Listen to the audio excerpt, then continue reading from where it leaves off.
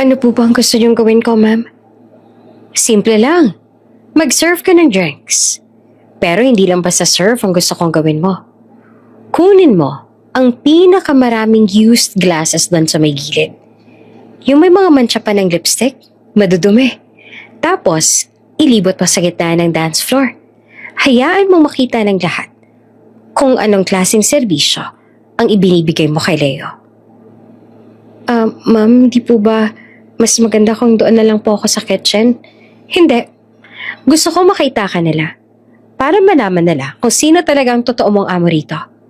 Hayaan mo makita nila na ang damit mo ay dapat lang para sa paglilinis sa mga kalat. Wala nang nagawa si Monique. Ladies and gentlemen, ito si Monique, ang katulong namin. Ang sipag niya, no? Ganyan talaga ang trabaho ng mga taong tulad niya. Sila naglilinis sa mga kalat ng mga taong tulad natin. Monique, dahan-dahan lang, baka matumba ka. Ayokong masira mo ang mamahaling marble floor namin sa dumi na galing dyan sa basong hawak mo. Patuloy pa ni Stella bago tumawa na nakaka-insulto. Maya-maya pa biglang tumahimik ang lahat. Di kalaunan na may pumasok na malaking tao sa pinto at dito bumungad ang mga VIP guests sa party ni Stella. Pinangunahan niyon ni Mr. De Malanta, ang ama ni Stella. Ngunit ang tingin niya ay nakatuon sa isang direksyon, kay Monique. Hindi na nag-aksaya pa ng oras si Mr. De Malanta. Lumakad siya kasama ang lahat ng VIP guests papunta kay Monique. Nagulat ang lahat, lalo na si Stella. Mas lalong nagulat sila ng sandaling yumuko sa Mr. De Malanta kasama ng iba pang VIP guests kay Monique. Anak ko, mahinang saad ni Mr. De Malanta at tuluyan ng bumuhos ang kanyang luha. Nagulat ang lahat. Ang katulong? Anak ni Mr. De Malanta? Bago ka pa lang sa channel neto, ibang kwento ni Ate Jane, istorya mo, ikwento ko. Huwag kalimutang pindutin ang notification bell at subscribe button.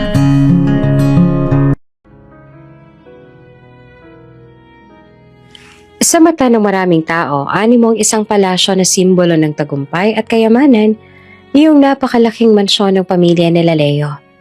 Pero para kay Monique, isa lang itong lugar na kailangan niyang panatilihing malinis at maayos araw-araw. Si Monique ang bagong katulong ni Leo Chua, isang young, successful businessman na may-ari ng isa sa malalaking kumpanya sa buong bansa. Mga 3 buwan na siya sa trabaho, pero sanay na siyang gumising ng napakaaga. Habang nagpupuna siya ng mamahaling mga dekorasyon sa sala, napansin niya yung isang nakakatuwang bagay. Sa taas ng bookshelf, may nakasabit na maliit na sticky note. Check the comfort room, Monique. May nakita akong pating kanina. Napangiti si Monique nang mabasa ang note. Alam niya kung sinong may kagagawan yan. Ay nako, si Sir Leo talaga mas kinakailan. Akala mo bata. Bulong niya sa sarili habang tinatanggal ang note. Si Leo, kahit na medyo yaman at napakaseryoso sa trabaho, mong magaan lang ang ugali na meron siya. Hindi siya mahirap pakibagayan. Hindi tulad kapag nasa meeting siya. Hindi siya yung typical na istriktong amo. Sa katunayan nga ay siya yung madalas na nagpapasaya sa umaga ni Monique. Saktong pababa si Leo mula sa hagdan nang makita niya si Monique. Tulad ng nakagawian ay nakasuot ito ng business attire na mukhang handang-handa na para sa isang meeting. Nakita niya si Monique na nakasuot ng uniforme at nakangiti habang hawak yung note. Nakita mo ba yung pating sa comfort room? Bungad ni Leo sa kanya habang pababa na sa hagdan. Ang laki, diba? Paano naman po magkakasya sa toilet bowl yung pating, sir? Sagot ni Monique na animong nagpipigil ng tawa. Nagkibit balikat si Leo sa kanya bago sila nagtawanan muli nang muli na namang magkabiruan. Mukha kang stressed lately, may problema ba sa probinsya? Wala naman po, sir. Sagot naman ni Monique sa kanya bago nag-iwas ang tingin. Mga minor problem na lang na hindi na kailangang problemahin pa. Yan ang gusto ko, walang pakialam sa problema. Saad ni Leo sa kanya bago sila dumiretso sa kusina. Anong niluto mong almasal ngayon? Gaya ho ng dati, sir. Ginisang sardinas na may ampalaya. Dumiretso si Leo sa hapag at agad na napangiwi nang makita yung sardinas. Bumaling siya ng tingin kay Monique. Gusto niya sanang magkomento pero sa halip na gawin iyon ay nanatili lamang na tikom ang bibig niya. Next time, may baka sa ref. Aniya na lang dahilan upang nahihiyang tumango si Monique sa kanya. May natural na kilig moments na Monique at Leo, kahit na alam na lang malaki ang agwat ng isa't isa. Para silang magkaibigan na biglang nagkakailangan. Pero hindi nila ito pinapakita ng direkta. Yung mga biro nila, nagsisilbing tulay sa lahat ng meron sila ngayon. Monique, pakiabot naman ako ng kape oh. Asukal ba yung nilagay mo rito ngayon o asin na naman tulad ng nakaraan? Sir, positive yan. Asukal na yan ngayon. Natatawang saad ni Monique dahilan upang matawa si Leo.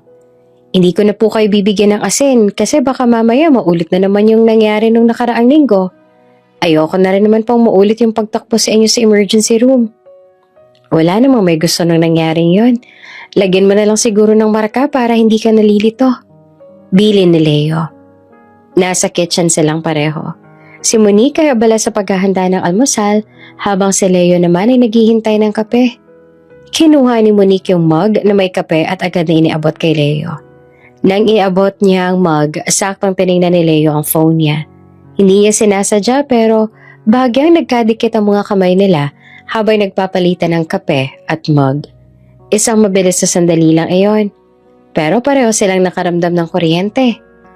Agad na nag-iwas ang tingin si Monique. Ramdam niya ang init sa mukha niya. Sorry sir, mahinang saad ni Monique at nagpatuloy sa pag-aayos ng almusal. Okay lang. Sagot naman ni Leo na para pang biglang may kung anong iniisip. Yung pinapagawa ko sa'yo, Monique, huwag mong kalimutan ha. Pagkatapos noon, naging medyo tahimik sila habang kumakain si Leo. Hindi na sila nagbibiroan. Ang katahimikan ay puno ng kilig at hindi maipaliwanag. Nang matapos si Leo ay saka siya tumayo at naghahanda na para umalis. Monique, salamat ha. Saad ni Leo habang naglalakad patungo sa pinto. Tandaan mo yung mga pinapagawa at saka mga pinapalinis ko sa'yo, ha? Mag-iingat ka rito. Ingat din po kayo, sir. Good luck po sa meeting.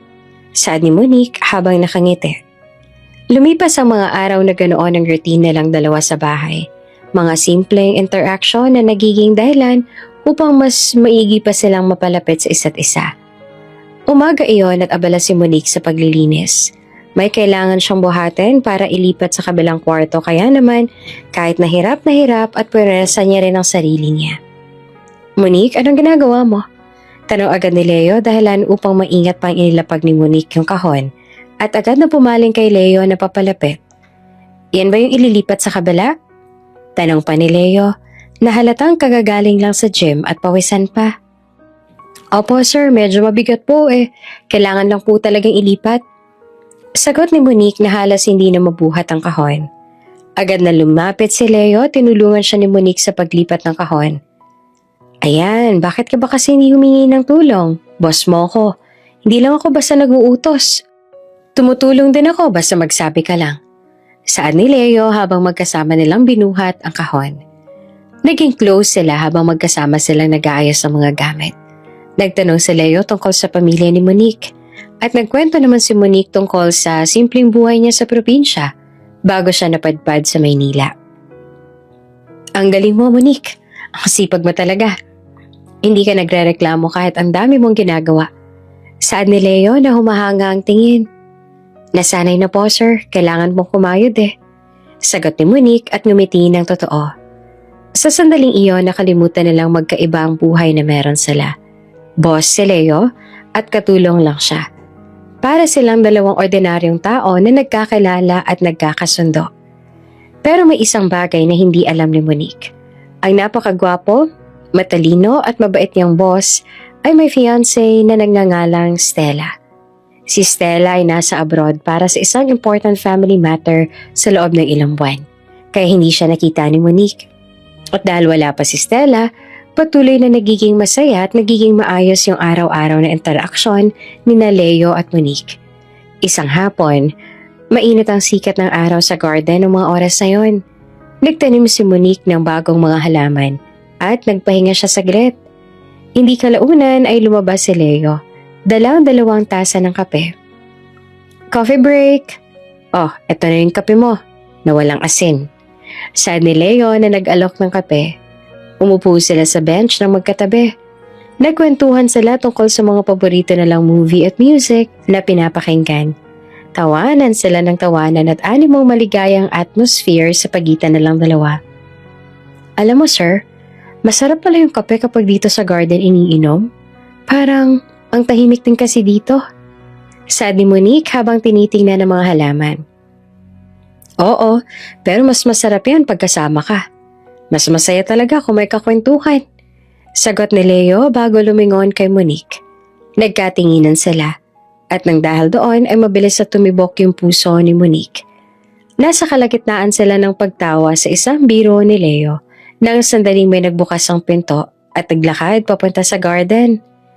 Isang napakagandang babae ang nakasuot ng designer clothes at mukhang kakababa lang sa eroplano dahil sa pamilyar na itsura ng jetlag. Ang humakbang papasok. Pero ang ganda niya ay nabalutan ng matinding galit. Siya, si Stella. Nakita niya sina Leo at Monique na magkatabi at nagtatawanan habang nagkakape. Mabilis na kumalat sa sistema ni Stella ang galit at selos. Tumingin siya kay Leo at pagkatapos ay kay Monique na biglang nanigas sa kinauupuan. Nang makita sila sa ganoong ayos, anong ibig sabihin nito, Leo? Sino yung babaeng yan? Ang sigaw ni Stella ay parang kidlat na umuugong sa buong mansyon. Nagulat sina Leo at Monique. Nakaramdam si Monique ng kahihiyan at tumayo na sana para umalis sa lugar na yon. Pakiramdam niya ay gusto niya na lang pumunta sa kitchen upang doon magtago. Excuse me po ma'am, maglilinis lang po ako. Saad ni Monique na nakayuko. Pero hindi pa man nakakaalis si Monique ay hinarap na siya ni Stella na tila umaapoy ang mga mata sa sobrang galit. Huwag ka nang bumalik dito.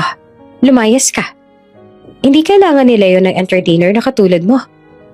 Sigaw ni Stella na hindi na nagpipigil sa galit. Pero hindi pumayag si Leo. Humakbang siya paharap at hinarap si Stella bago niya pinigilan si Monique na umalis. Huwag mo siyang paalisin, Stella.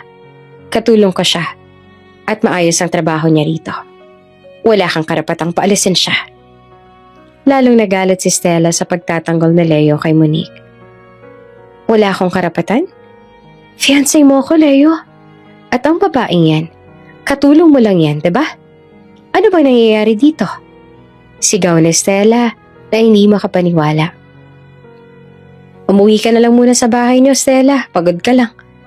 Pag-usapan natin ito mamaya. Kalmado ang saad ni Leo. Pero hula na, ayaw nang makinig ni Stella sa utos niya. Sige, Leo, sige. Ipagtanggol mo yung katulong mo. Pero tatandaan mo to. Magbabayad ka. Lalong-lalo ka na. Aniya sabay duro sa nakatungong si Monique. Sa sobrang galit, nag-walk out si Stella. Nag-iwan siya ng matinding banta bago sumakay sa sasakyan niya at umalis ng mabilis. Naiwan si Leo at Monique sa garden na tahimik at biglang lumungkot ang atmosphere ng dahil sa nangyari. Tumingin si Leo kay Monique na nakayuko at namumula sa hiya. Monique, pasensya ka na. Saad ni Leo na malungkot na malungkot. Okay lang po sir. Ako na lang po siguro yung aalis. Ayoko pong maging rason para mag-away pa kayo. Mahina at malungkot na sagot ni Monique. Hindi ka aalis Monique. Ipagtatanggol kita. Wala kang kasalanan sa galit ni Stella. Hindi ka pwedeng umalis dahil kailangan kita. Mariing saad ni Leo bago tumingin ng diretso sa mga mata ni Monique. Sa sandaling iyon, alam ni Monique na kahit ano pa man ang mangyari, may pinag-uugatan na ang nararamdaman niya para kay Leo. At alam niyang si Stella ay hindi pa tapos sa banta niya. Kinabukasan, mabigat ang atmosphere sa kabuuan ng mansyon. Kahit anong paglilinis ang gawin ni Monique, parang hindi maalis yung bigat ng damdamin at tensyon na iniwan ni Stella kahapon. Hindi rin nakatulog na maayos si Leo sa kaiisip kay Stella. Naghahanda si Monique ng almusal nang lumabas si Leo sa kusina. Hindi ito nakangiti, bagay na hindi niya nakasanayan. Sir, kain na po. Alok ni Monique na kalmado ang boses. Umupo si Leo at agad na tiningnan si Monique. Monique, gusto ko lang ulit na mag-sorry si Inesta ni Stella kahapon. Hindi ko yung ginusto. Sad ni Leo, dahilan upang bahagya pang matawa ng mahina si Monique. Okay lang po, sir. Naiintindihan ko naman po si Ma'am Stella. Kayo po yung fiancé niya, di ba? Kaya siguro, normal lang po na magselo siya. Sagot ni Monique bago pilit na umiti. Hindi normal yon, Monique. Magkaibigan lang naman tayo. Oo, boss mo ako. Pero wala kasi siyang karapatang sigawan at paalisin ka. Nagtatrabaho ka lang naman ng maayos. Sagot ni Leo na animong seryoso. At tungkol nga pala sa selos, hindi ko rin maintindihan. Alam niya naman na matagal na tayong magkakalala. Hindi ko naman siya pinababayaan. Dagdag pa niya bago nagpahinga ng malalim. Alam mo, totoo niyan. Matagal na kaming may problema eh. Simula nang ma-engage kami parang bigla siyang nagbago. Naging masyado siyang controlling. Masyado siyang mapaghinala. Huwag na po nating pag-usapan ng tungkol doon, sir. Private po yun. Sad ni Monique na animong ayaw makialam sa personal na buhay ng amo. Kailangan natin pag-usapan, Monique, para maintindihan mo at para rin hindi ka matakot sa mawalan ng trabaho. Giit ni Leo. Pero sige, hindi na lang muna sa ngayon. Siya nga pala may sasabihin ako sa'yo. Napansin ni Monique na may dala siyang malaking bag kaya naman hindi niya naiwasang magtaka. Sir, saan po kayo pupunta? Parang ang dami niyo pong dala. Yun na nga sasabihin ko, kailangan ko umalis. Saan ni Leo? May bigla ang business trip na kailangan kong puntahan. Mahaba-haba tong trip na to, mga 3 linggo siguro. Baka umabot pa nga ng 1 buwan. Biglang nalungkot si Monique sa narinig. Ibig sabihin nun, maiiwan siya mag-isa rito? Ganun po ba? Ang tagal naman po pala. Oo, pero kailangan eh. Sobrang laki ng deal na to. Pero huwag ka mag-alala, may maiiwan naman ako malaking advance sa sweldo mo. At nandyan naman si Manang Celia, yung caretaker. Siya na munang bahala sa'yo. Pero ikaw pa rin ang magiging head sa loob ng bahay. Paliwanag ni Leo. Opo sir, mag-iingat na lang po kayo sa biyahe. Saad ni Monique. Sa loob-loob niya, parang may kung anong kumirot sa puso niya.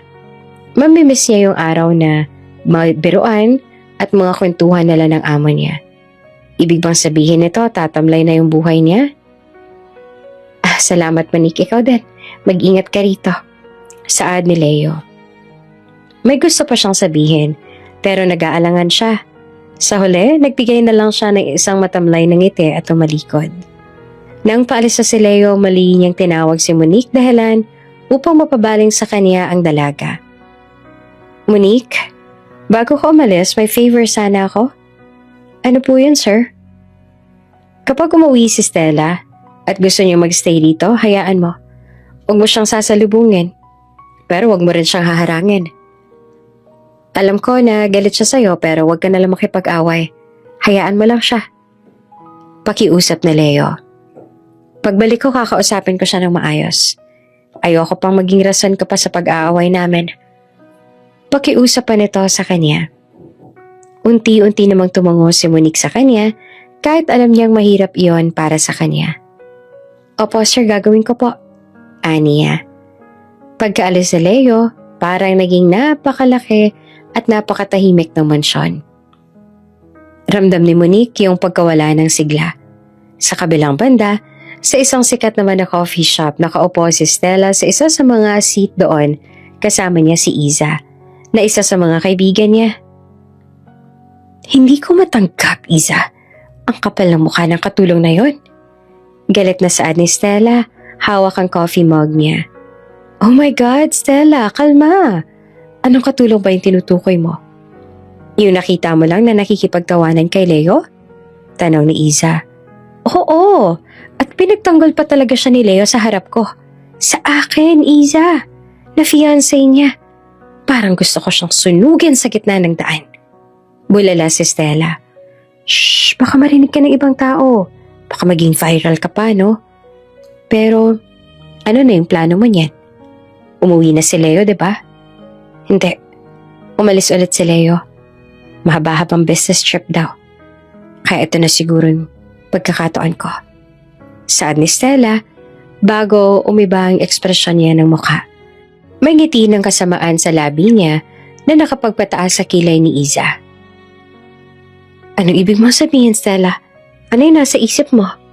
Tanong ni Iza na nininervyos. Magpaplano ako ng isang malaking party. Saad ni Stella bago niya ibinaba yung mug na hawak niya. Kunwari, isa lang pong social gathering para i-celebrate yung pag-uwi ko. At para makipagkita sa mga kaibigan natin. Pero ang totoo, tumigil siya at nag-isip. Gagamitin ko yung party na yon para ipahiya si Monique. Para iparamdam sa kanya kung saan siya nababagay. Isa lang naman siyang hamak na katulong na dapat ay nasa likod, naglilinis ng kubeta at hindi nakikipagtawanan sa fiancé ko. Grabe ka naman, Stella. Hindi ka ba natatakot kay Leo? Hindi na siya makikialam. Wala naman siya rito. Ipapalabas ko na kailangan ko ng extra help sa party at siya ang kukunin ko. At sisiguraduhin ko sa harap ng lahat ng bisita na gagawin ko siyang clown. Magsiserve siya ng drinks. Pero gagawin niya yun sa pinakamarumi at pinakanakakahiyang paraan na maiisip ko. Pero, paano mo naman siya papipilit na pumunta, Stella? Tanong ni Iza. Doon papasok ang invitation. Sagot ni Stella habang kinukuha ang phone niya. I-extend ko yung special invitation sa kanya. Kunwari, kailangan talaga niya mag-attend dahil utos ni Leo na tulungan ako sa lahat. Kahit wala naman dito si Leo. Susundin niya yon. Kailangan ko manalo dito, Iza. Hindi ko hahayaang agawin ng isang katulong ang atensyon ng fiancé ko na siya ring tanging daan ko para maging Mrs. Chua. Sa loob ng sumunod na 2 linggo ay naging abala si Stella sa pagpaplano ng social gathering niya. Ang mga imbitasyon na ipinadala niya sa lahat ng alta sosyedad, kasama ng daddy niya na si Mr. De Malanta. Isang napakayaman at napakamakapangyarihang tao sa mundo ng negosyo. Sa kabilang banda, naging abala naman si Monique sa mansyon. Nakakatanggap siya ng mga tawag mula kay Leo na nagtatanong kung kamusta siya at yung bahay. Sir, maayos naman po yung lahat. Malinis naman po yung bahay at wala naman pong gulo. Mag-ingat po kayo dyan, sabi ni Monique sa isang video call. Salamat, Monique. Nakikita ko maayos ka. Kumakain ka ba ng tama? Hindi ka ba masyadong nagwo-work? Tanong ni Leo. Opo sir, okay lang po ako. Sagot ni Monique bago ngumiti. Mabuti naman. May isang tawag na natanggap yung staff ko galing sa isang event organizer. May party daw si Stella? Wala ako rito, kaya baka kailangan niya ng tulong. Kung hihingi siya ng tulong sa'yo para sa preparation, sige, tulungan mo para walang gulo. Pakiusap ni Leo. Pero wag kang papayag na abusuhin ka niya, ha? Opo, sir. Pero parang hindi na po siya nagpaparamdam, baka abala na po siya sa party planning. Sabi ni Monique. Di mabuti kung ganun. Basta mag-iingat ka at huwag mo akong kakalimutan. Sabi ni Leo na seryoso. Nako sir, paano ko naman kayo makakalimutan? Boss ko po kayo. Kayo po nagpapasweldo sa akin. Kaya po imposible pong makalimutan ko kayo. Biro pa ni Monique dahilan upang matawa si Leo. Ayan na yung ngiti mo ulit. O sige na, kailangan ko nang makipag-meeting. Bye Monique. Nang matapos ang tawag, nakaramdam ng kaba si Monique. Alam niyang may plano si Stella at alam niyang hindi iyon magiging madali. Hindi nga nagtagal, dumating ang isang formal na imbitasyon sa kanya. Galing mismo kay Stella. Ang invitation ay nakalagay sa isang napakagandang sobre. Agad niya iyong binasa at halos mapahinga siya ng malalim nang makita ang laman nito. Imbitasyon ito at sa ibaba ng invitation, may nakita siyang notes doon. Si Stella tungkol sa pagsuot niya ng uniform. Nang mabasa ni Monique ang tungkol sa uniform, alam niya na may masamang balak si Stella. Dahil nga sa sinabi ni Leo na tulungan niya si Stella. At parang walang gulo, pumayag si Monique. Hindi kalaunan ay dumating na yung araw kung saan naman gaganapin ang social gathering ni Stella. Gaganapin iyon sa mansyon ni Leo, kaya naman mas naging maliwanag at mas magara ang mansyon kesa sa karaniwan. Puno ito ng mga ilaw, mga high-end na dekorasyon at mga mamahaling bulaklak. Ang mga bisita ay pawang mga taga-alta sosyedad, mga mayayaman at mga kilalang tao sa mundo ng negosyo. Nag-iingay ang masiglang tugtog ng isang live orchestra sa sulok.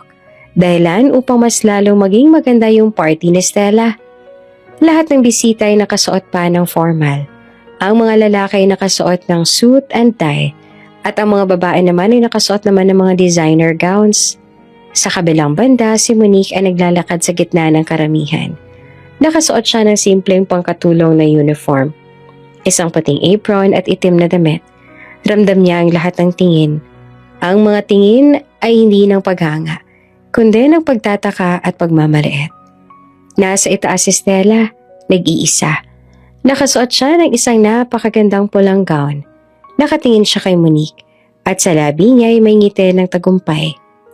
Ito yung gabi na inaasahan niya. Ito yung gabi yung gagamitin niya para iparamdam kay Monique ang lugar niya. Lumapit si Stella kay Monique na abala namang nag-aayos sa mga baso sa isang serving table. "Oh, andito ka na pala, Monique." Saad ni Stella pero ang boses niya ay puno ng pangungutya. "Mabuti naman. Akala ko magtatago ka na. Sa laki ng party na to, kailangan namin ng tulong mo." "Opo, Ma'am Stella, utos din po kasi ni Sir Leo na tulungan kita." Sagot ni Monique habang nakayuko. "Good. Alam mo, hindi to yung normal mong paglilinis ha. Kailangan mo ngayong ipakita sa lahat ng bisita namin kung gaano kang ka-efficient. Sa harap ng lahat." Mariin na sabi ni Stella. "Ano po bang gusto niyong gawin ko, ma'am?" Tanong ni Monique. Ngumiti naman ng matamis si Stella pero yung ngiti ay animong lason na masakit sa mata. "Simple lang. Mag-serve ka ng drinks. Pero hindi lang basta serve ang gusto kong gawin mo. Kunin mo ang mga pinakamaraming used glasses doon sa may gilid. Yung may mga mancha ng lipstick. Tapos, ilibot mo yon sa gitna ng dance floor. Hayaan mong makita ng lahat kung anong klaseng serbisyo ang ibinibigay mo kay Leo." Utos si Stella. Napanganga si Monique. Ang ibig sabihin ni Stella, ipabuhat sa kanya ang mga maruruming baso. Hindi sa likod patungo sa kusina, kundi sa harap mismo ng lahat ng importanteng bisita. Hindi ba't magpapahiya yun kung gagawin niya? Ma'am, hindi po ba mas maganda kung doon na lang po ako sa kitchen?" Pakiusap ni Monique na hindi makatingin ng diretsyo. "Hindi. Gusto ko makita ka nila. Para malaman nila kung sino talaga yung totoo mong amo rito. Hayaan mong makita nila na ang damit mo ay dapat lang para sa paglilinis sa mga kalat." Sigaw pa ni Stella pero mahina lang para hindi marinig ng iba. Wala nang nagawa si Monique. Kinuha niya ang tray ng maruruming baso habang naglalakad siya sa gitna ng ballroom. Ramdam niya ang init ng hiya. Nakatingin ang lahat ng guests sa kanya na animong nakakahiya ang ginawa niya. Sinimula na ni Stella ang pagpapahiya. Sinisigurado niyang maririnig ng lahat na nakapaligid sa kanila ang sinasabi niya. "Ladies and gentlemen, tingnan niyo yung babaeng yan." Saad ni Stella sa isang grupo ng bisita habang tumatawa ng malakas. "Eto si Monique, ang katulong namin. Ang sipag niya, no? Ganyan talaga ang trabaho ng mga taong tulad niya. Sila naglilinis ng mga kalat ng mga taong tulad natin." Natatawa niyang saad bago bumaling kay Monique na hirap naman sa ginagawa niya. "Monique, dahan-dahan lang. Baka matumba ka. Ayoko masira ang mamahaling marble floor namin sa dumis na galing sa baso na hawak mo." Patuloy pa ni Stella bago tumawa ng nakakainsulto. Namula pa ang mukha ni Monique. Naramdaman niya ang luha na umaakyat sa mga mata niya.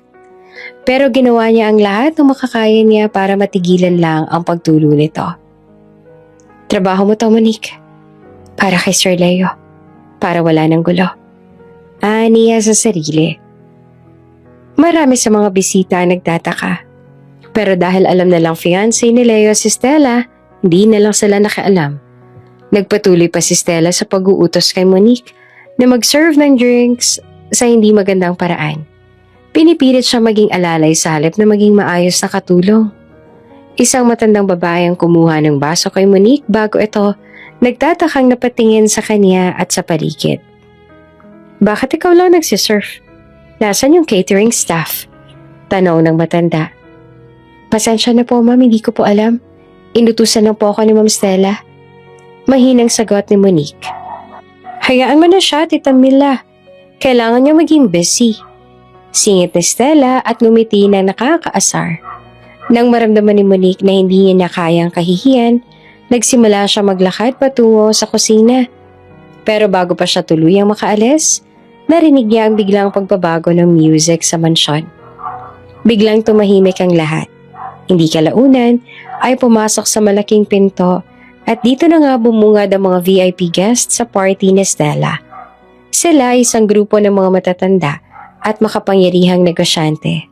Sa gitna nila ay isang lalaki na may katandaan na pero may tindig na para bang isa siyang hari. Siya, si Mr. De Malanta, ang daddy ni Stella.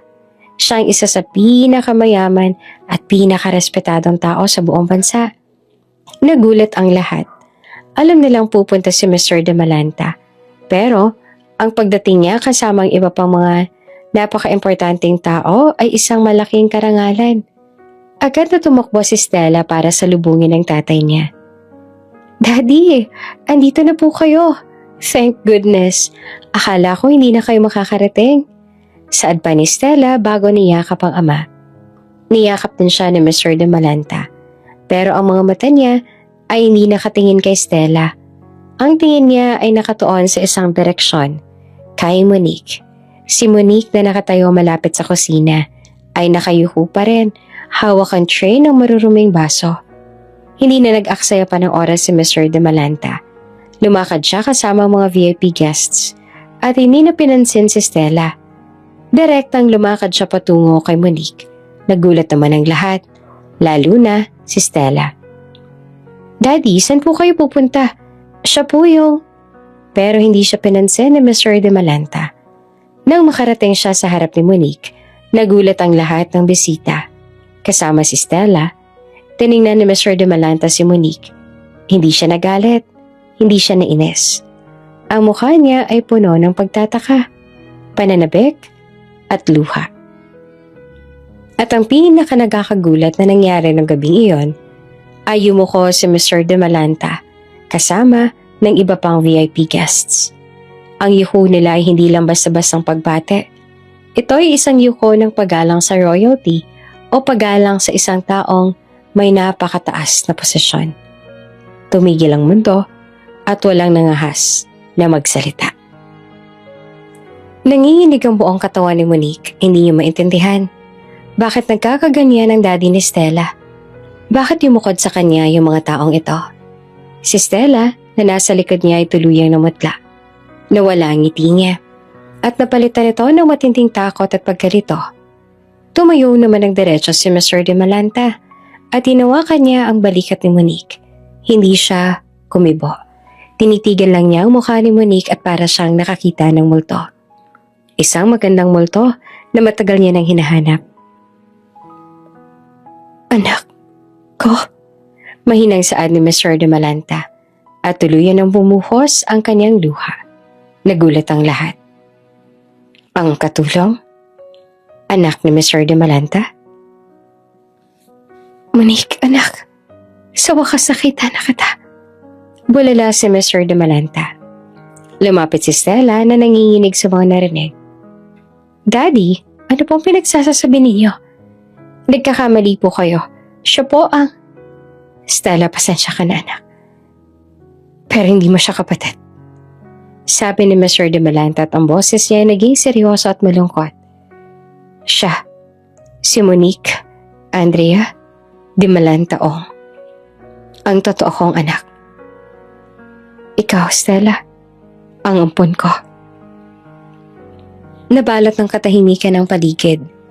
Iyan ang tanging nangibabaw sa napakalaking ballroom. Ang tunog lang na maririnig ay ang mahinang ihip ng hangin sa air conditioner at ang marahang pagtulo ng luha ni Mr. De Malanta. Lahat ng mata ay nakatuon kay Monique na nakatayo pa rin, namumutla at hindi pa rin makapaniwala. Hawak pa rin niya ang tray ng maruruming baso. Daddy, ano po sinasabi ninyo? Nanginginig na tanong ni Stella. Ang mapagmataas niyang tindig ay biglang naglaho. Tiningnan niya si Monique at ang tingin niya ay napuno ng takot. Hindi na pangmamaliit. Hinawakan ni Mr. De Malanta ang kamay ni Monique. Iniabot niya ang tray sa isang assistant na agad naman itong kinuha. Para kay Mr. De Malanta, ang tray na iyon ay hindi dapat hawakan ng nawawala niyang anak. Halika anak. Saad ni Mr. De Malanta bago hinila si Monique palayo sa spotlight. Hinarap niya ang lahat ng VIP guests kasama ng iba pang mga bisita. Hayaan ninyo ako magpaliwanag. Hindi ko inaasahan na ganito matatapos ang investigasyon ko. At sa ganito ko pa makikita yung anak ko. Kinuha ni Mr. De Malanta ang isang upuan para kay Monique. Umupo si Monique na ngayon ay nakatulala pa rin. Tandaan niyo pa ba? 25 years ago. Nagkaroon ng pamilya ko ng di pagkakaunawaan. Saad ni Mr. De Malanta sa lahat. Ang boses niya ay seryoso at matalim. Ang lahat ay nakikinig. Ang pamilya ko ay masyadong tradisyonal. Ayaw nilang tanggapin yung babaeng minahal ko ng sobra. Siya si Andrea Ong, na asawa ko. Galing si Andrea sa isang mahirap na pamilya. Pero alam ko mabuti siyang tao. At sobrang talino. Pinaglaban ko siya. Sa huli, pinakasalan ko siya. Kahit tinakul ako ng mga kamag-anak ko. Ngumiti ito ng malungkot habang si Monique naman ay walang ibang nagawa kung hindi ang matulala sa mga narinig. Nagkaroon kami ng anak. Tiningnan ni Mr. De Malanta si Monique na lalo na lang naguluhan. Nang ipinanganak siya, galit na galit ang pamilya ko. Naisip nila na hindi siya karapat-dapat sa mana at kayamanan namin.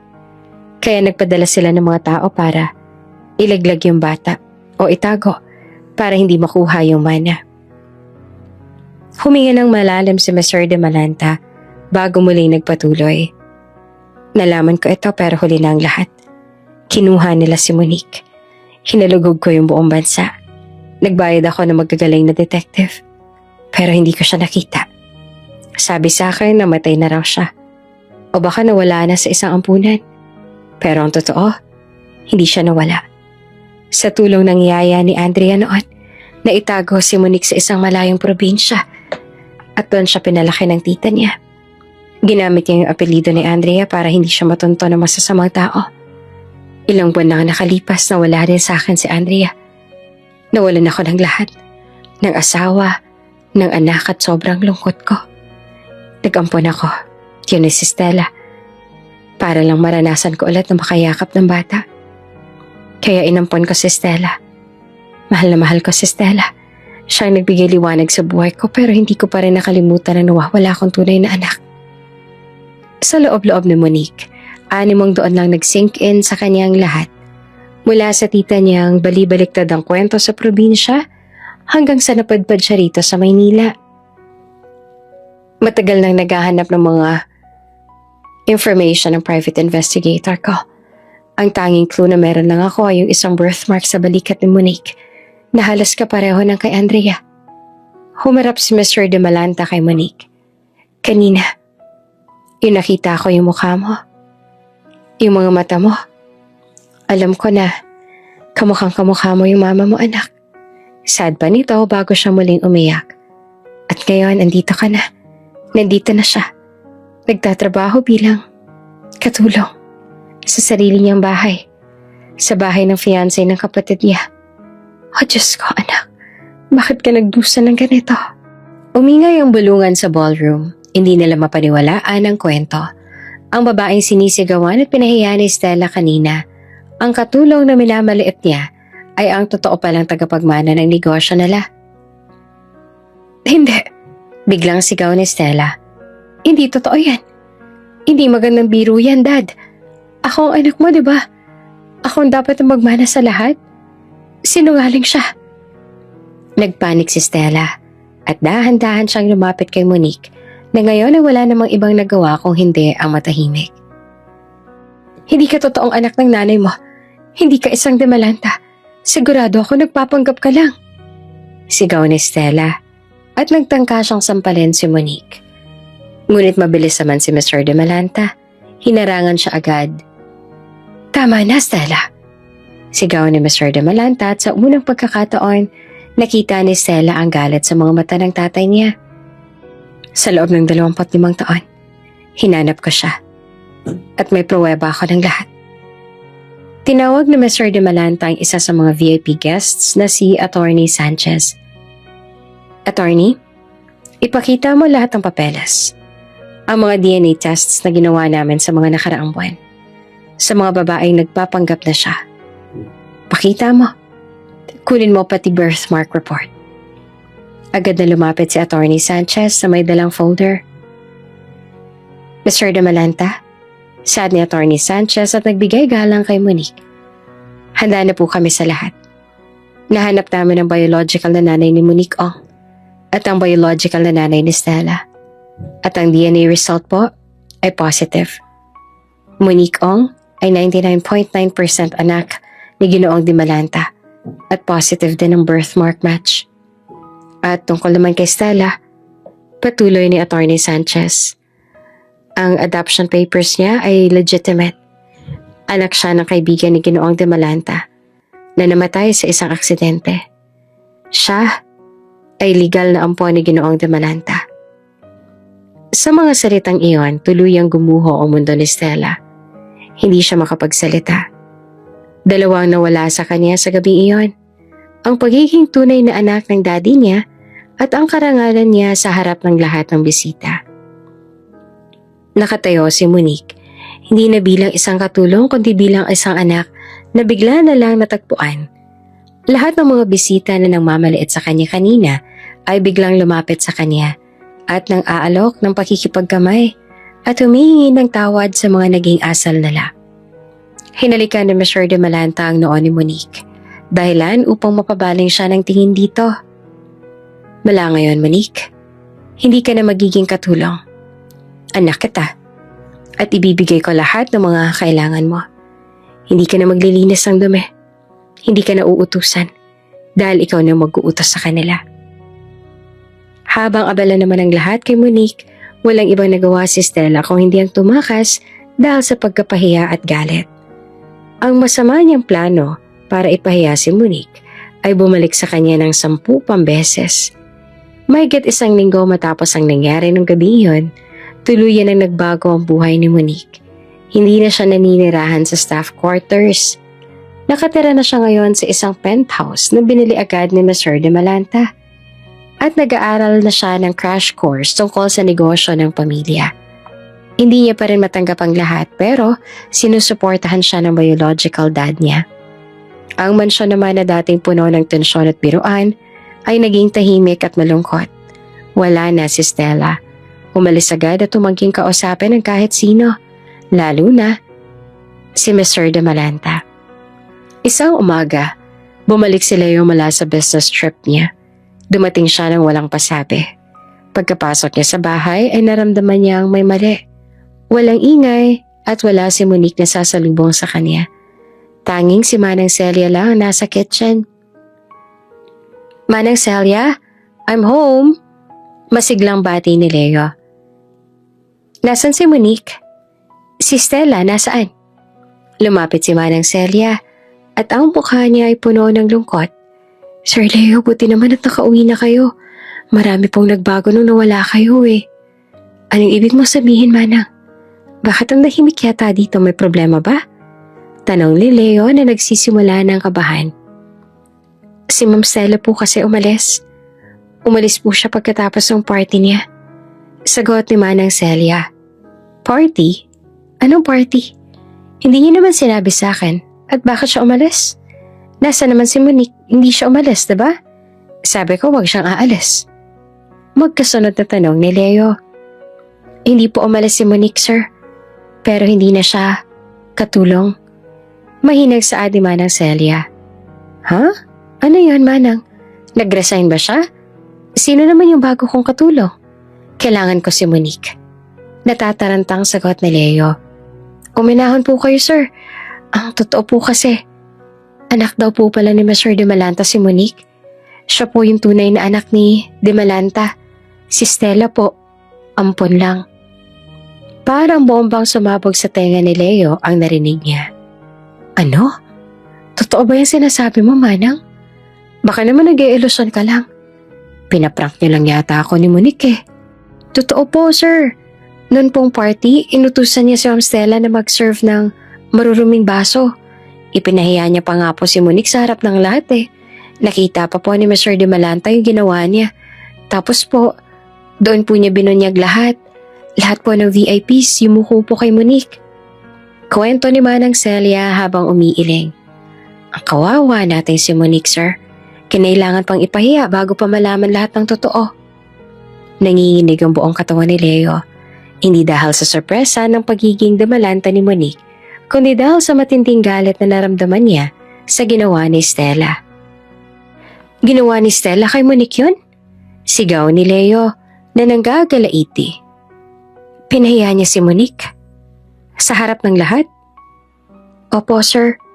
Sinabi po ni Ma'am Stella na dapat ganyan daw po yung ginagawa sa mga taong tulad niya. Parang umakyat ang dugo sa ulo ni Leo. Hindi niya inisip ang trabaho o ang jet lag. Ang tanging nasa isip niya lang ay ang pagprotekta kay Monique. Nasaan si Stella, Manang? Nasaan siya? Tanong ni Leo na galit na galit. Umalis po siya, sir. Wala po akong ideya kung nasan po siya. Pero ang sabi daw po ay nasa kondo po siya. Ayaw pong magpakita. Sagot ni Manang Celia. Kinuha agad ni Leo ang cellphone niya at sinubukang tawagan si Stella. Nag-ring at nag-ring yung tawag pero walang sumasagot. Nag-iwan siya ng isang matinding voice message. Maya-maya ay nag-text si Stella. Leo, umuwi ka. Pag-usapan natin to ng maayos. Hindi ako nag-iisip ng tama noon. Huwag kang magkunwari na hindi mo alam yung ginagawa mo. Alam ko ng lahat. Yung tungkol sa party. Yung pamamahiya mo kay Monique. Ginawa mo siyang alipin sa harap ng lahat? Kailangan mo akong intindihin, Leo. Nagsiselos ako. Fiancé mo ako. Ang babaeng yun, katulong lang. At ngayon bigla na lang siyang magiging isang demalanta? Dapat talagang nagagalit ako ngayon. Huwag mong gamitin ang selos mo para maging masamang tao, Stella. Hindi mo kailangang ipahiya yung isang tao para lang maipakita kung ano yung posisyon mo. Alam mo, mas masasaktan ako sa ginawa mo kay Monique kaysa sa katotohanang anak siya ng daddy mo. Hindi na nag-reply si Stella kaya naman galit na si Leo ng mga oras na yon. Hindi niya matanggap na yung babaeng mahal niya dati ay may kakayahang gawin ng ganoong klase ng kasalanan at kasamaan. Manang, aalis muna ako. May kailangan lang akong tapusin. Saad ni Leo bago kinuha ang susi ng kotse niya. Sir, saan po kayo pupunta? Hinihinay lang po sa pagmamaneho ha. Pakiusap ni Manang Celia. Pupuntahan ko lang si Stella, Manang. Tatapusin ko ng lahat. Mariing sabi ni Leo. Mabilis siyang nagmaneho patungo sa kondo ni Stella. Nang dumating siya, nakita niya si Stella na nakasuot ng simpleng damit. Nag-iisa sa living room at mukhang kagagaling lang sa pag-iyak. Leo, salamat at dumating ka. Mag-usap tayo. Sabi ni Stella bago sinubukang yakapin si Leo. Bago pa man siya makayakap ay umatras na si Leo na ikinatigil naman ni Stella. Wala na tayong kailangang pag-usapan, Stella. Tapos na tayo. Saad ni Leo na malamig ang boses. Anong ibig mong sabihin, Leo? Paano yung engagement natin? Galit na tanong ni Stella. Wala na akong pakialam sa engagement. Hihiwalayan na kita, Stella. Hindi ko na matatanggap yung ginawa mo kay Monique. Saad ni Leo. Hindi ko maintindihan kung paano mo nagawang ipahiya yung isang tao nang ganun-ganun na lang sa harap ng maraming tao. Hindi na ikaw yung babaeng minahal ko. Hindi ko matatanggap yung ugali mong yan. Nang dahil sa narinig, ay doon na nagsimulang umiyak si Stella. Leo, please, bigyan mo ako ng second chance. Hindi ko na uulitin. Nabulag lang ako sa selos. Nabulag ka sa inggit. At dyan sa ugali mo, Stella. Hindi yan tungkol sa selos. Tugon ni Leo. At kahit hindi pa man alam na dimalanta si Monique, hihiwalayan pa rin kita. Dahil mali yung ginawa mo. Maling-mali ang ipahiya mo yung isang tao. Tao pa rin siya, Stella. Saan niya bago niya tinanggal ang singsing sa daliri niya at inilapag ito sa mesa. Tapos na tong engagement na to. Ito na rin ang huli nating pagkikita. Pero paano si Monique? Dahil ba siyang totoong demalanta? Ipagpapalit mo ako sa kanya dahil mayaman na siya? Galit na tanong ni Stella. Wala tong kinalaman sa kayamanan, Stella. Dahil ito sa ugali mo. At kung tungkol naman kay Monique, bago pa man siya maging demalanta, minahal ko na siya. Pero wala akong karapatang makaalam sa buhay niya ngayon. Sabi ni Leo bago tumalikod. Nang paalis na siya, hinabol siya ni Stella. Hindi mo magagawa to, Leo. Hindi mo ako iiwan. Mawawalan ako ng lahat. Ikaw naman ang may gawa niyan, Stella. Ginusto mo yan. Saad ni Leo bago tuluyang umalis. Nagmaneho si Leo palayo. Mabigat ang puso niya. Pero alam niyang tama ang desisyon niya. Hindi niya kaya magkaroon ng asawa na kayang gawin ang ganoong kasamaan sa kapwa. Lalo na sa babaeng wala namang kinalaman tulad ni Monique. Ngayon, handa na siyang harapin si Monique. Handa na siyang sabihin sa kanya ng nararamdaman niya. Ngayon na pareho na silang malaya. 2 araw matapos ang hiwalayan ni Leo at Stella, sa wakas ay nagkaroon siya ng lakas ng loob na bisitahin si Monique. Humingi siya ng address kay Manang Celia at nagtungo sa bagong penthouse. Ang penthouse ay moderno at napakagara, bagay sa isang demalantang tulad ni Monique. Nang makita niya si Monique, napahinto siya. Nakasuot si Monique ng simpleng puting damit, pero may elegante at pino na siyang aura. Ang dating katulong ay isa ng ganap na babae ng alta sosyedad. Pero ang mga mata niya ay nananatili pa ring malungkot. Monique, bati ni Leo na malambing ang boses. Sir Leo, ngumiti si Monique pero pilit. Salamat at dinalaw mo ko. Halika, umupo ka. Umupo sila sa isang malaking sofa. Matagal silang tahimik. Ramdam ni Leo ang bigat ng mga pangyayari kaya naman hindi niya naiwasang mapabuntong hininga na lang. Monique, alam ko na ang lahat. Yung ginawa ni Stella sa'yo sa party. At yung tungkol sa pagiging anak ka ni Mr. De Malanta. Saad ni Leo. Oo nga po, sir. Ako rin po, hindi rin po ako makapaniwala. Sagot ni Monique habang tinitingnan niya yung mga kamay niya. Hindi ko alam kung paano ko haharapin itong biglang pagbabago. Mula sa paglilinis ng baso. Ngayon ako na raw yung kailangang sundin ng mga tao. Huwag kang mag-aalala, magiging maayos ka. Matalino ka, Monique, at mabait kang tao. Kaya deserve mo lahat ng to. Sabi ni Leo bago tumingin ng diretso sa mata ni Monique. Salamat, sir. Ang totoo po niyan, masaya po ako na ikaw po ang unang tao na nagsabi sa akin yan. Ang hirap po pala ng ganito, no? Pakiramdam ko, panaginip ko lang lahat ng to tapos bandang huli, magigising ako na katulong na naman. Biro ni Monique na pilit na pinapagaan ang atmosphere. Monique, hindi ka nakatulong. At wala ka ng amo ngayon. Sad ni Leo bago huminga ng malalim. Pero may gusto pala ako sabihin sa'yo. Tapos na kami ni Stella. Tumingin si Monique kay Leo. Alam niya nang sasabihin ni Leo. At nang dahil sa narinig ay nagsimulang bumilis ang tibok ng puso niya. Monique, noong nakaraang buwan, habang nagbibiruan tayo at nagkakape sa garden, hindi ko yan nakalimutan. Nagsimulang magkwento si Leo, nagseryoso na. Hindi ko maintindihan. Fiancé ko si Stella pero ikaw naman yung palagi kong hinahanap. Ikaw yung nagpapasaya sa akin. Yung simpleng pag-abot ng kamay natin habang inaabot mo yung kape, pakiramdam ko gusto ko nang tumalon sa sobrang tuwa. Ngumiti naman si Monique. Hindi niya napigilan ang sarili na mapangiti. Yung kiling na nararamdaman niya noon, ramdam niya ulit ngayon. Kaya nga nung umalis ako, araw-araw kitang tinawagan. Hindi lang yun para sa bahay, kundi para marinig ko yung boses mo. Patuloy pa ni Leo. Kaya nung malaman ko yung ginawa ni Stella sa'yo, doon ko naintindihan na kailangan kong tapusin ang lahat. Kaya Monique, iwalay na kami ni Stella.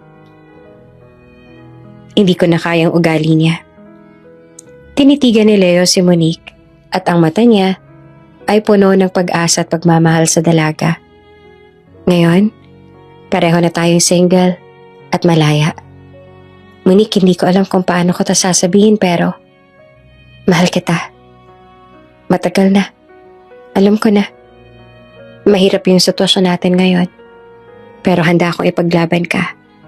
Handa ako maghintay. Saad ni Leo bago pa kinuha ang kamay ni Monique. Naiyak naman si Monique. Ang matagal niya ng pangarap, unti-unti nang nagkakatotoo. Ang lalaking mahal niya, inamin na rin na mahal din siya. Leo, salamat. Mahinang sagot ni Monique bago pinunasan ang luha niya. Matagal ko rin hintayan pero hindi ko kaya. Nang dahil sa narinig ay unti-unting bumagsak ang balikat ni Leo sa lapis sa dismaya sa narinig. Hindi mo kaya? Anong ibig mong sabihin, Monique? Ayaw mo ba sa akin? Akala ko ba pareho tayo ng nararamdaman? Pareho tayo ng nararamdaman, Leo, oo. Mahal din kita. Pag-amin ni Monique. Pero hindi ko kaya. Hindi sa ngayon. Bakit? Dahil ba sa nagbago na yung buhay mo? Dahil ba sa hindi na ako yung sir mo na nagbibiro sa'yo? Tanong ni Leo na naguguluhan. Hindi, Leo. Hindi dahil dyan. Saad ni Monique bago huminga ng malalim. Tumingin siya kay Leo ng may matinding awa at lungkot. Leo, tingnan mo yung nangyari kay Stella. Dagdag ni Monique na ang boses ay puno ng simpatsya. Sa isang gabi lang, nawala lahat sa kanya. Yung pagiging tunay na anak ng Damalanta. Yung karangalan niya sa harap ng lahat. Tapos pati ikaw, bigla mong hihiwalayan. Pero deserve niya yon, Monique. Pinahiya ka niya, sinaktan ka niya. Hindi ba't ito yung karma niya? Giit ni Leo na medyo galit. Di ko naman kinusto yun, Leo. Ang totoo niya, naaawa ako sa kanya. Kahit anong sama ng ginawa niya sa akin, siya pa rin naman yung ampon na anak ng papa ko. Bigla na lang siya nawalan ng pag-asa. Nawala lahat sa kanya. Walang-wala na siya ngayon. Saad ni Monique bago siya malungkot na yumuko. Hindi ko kaya maging dahilan para mas lalo pa siyang magdusa. Hindi ko kaya maging trophy mo na kinuha mo sa kanya agad-agad pagkatapos mo siyang iwan. Hindi ako papayag na pumalit sa pwestong siya dapat ang naroon. Ayoko ng rebound, Leo. Ayoko maging rebound. Tumayo si Monique at tiningnan si Leo nang may matinding pagmamahal pero may distansya. Leo, bigyan mo ng oras si Stella. Hayaan mo siyang mag-isa muna. Mag-isip. At tanggapin yung katotohanan. Hayaan mo siyang hanapin ang sarili niya nang hindi nakasalalay sa pagiging Damalanta o sa pagiging asawa mo. Pakiusap ni Monique. At ako, kailangan ko rin bigyan ng oras ang sarili ko. Hindi ko pa lubos na naiintindihan yung buhay na meron ako ngayon. Kailangan kong lumaki. Kailangan kong matuto. Hindi ito yung tamang panahon para sa atin. Dagdag pa ni Monique na baka sang boses ang lungkot. Huminga ng malalim si Monique. Ito yung pinakamahirap na desisyon niya sa buong buhay niya.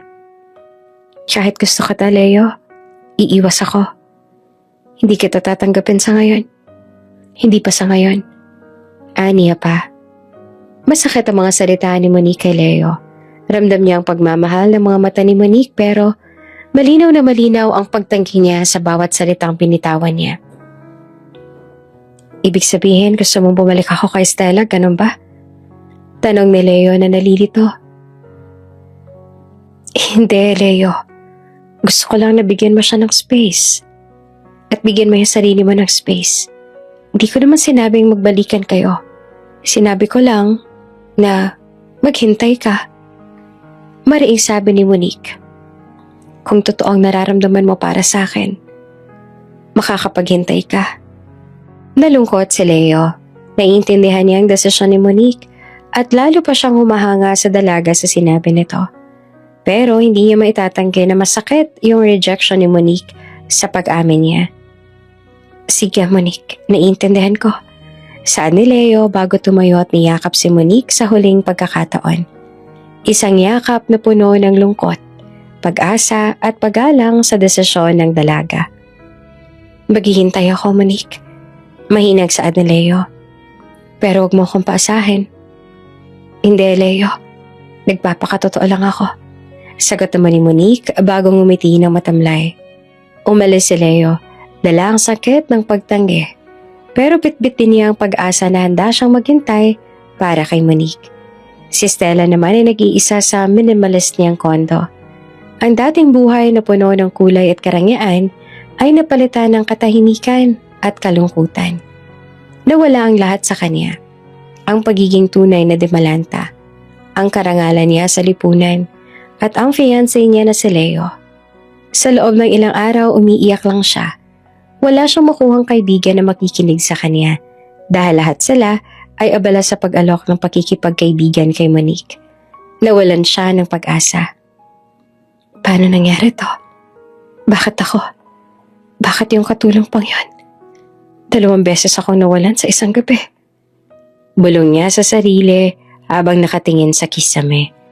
Ang cellphone niya ay puno ng mga unanswered calls at messages mula kay Mr. De Malanta na humingi ng tawad at nag-aalok ng suporta.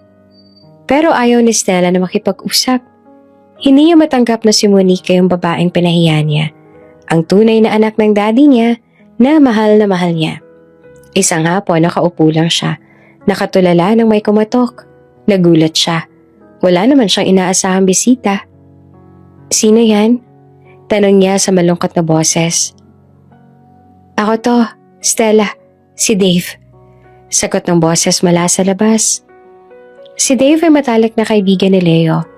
Isang matalino at mapagkumbabang negosyante rin. Noon pa man nakikita niya na yung ganda at talino ni Stella. Pero alam niyang malapit na itong ikasal kay Leo kaya hindi na siya umimik. Nag-alangan si Stella pero binuksan niya ang pinto. Nakita niya si Dave na may dalang maliit na paper bag ng pagkain. Dave, bakit ka nandito? Si Leo ba yung nagpadala sa'yo? Tanong ni Stella, na mukha namang pagod. Hindi Stella, ako lang. Sagot ni Dave na malumanay ang boses. Nabalitaan ko yung nangyari. Yung tungkol sa party, kay Monique, at kay Leo. Hindi ako nagpunta rito para manghusga.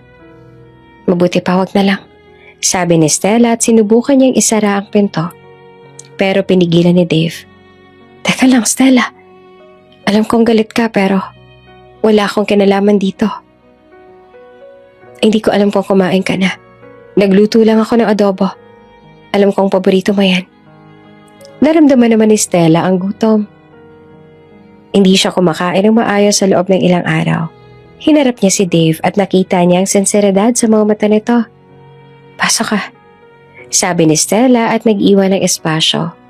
Umupo naman si Dave sa sofa. Inilapag niya ang pagkain sa mesa.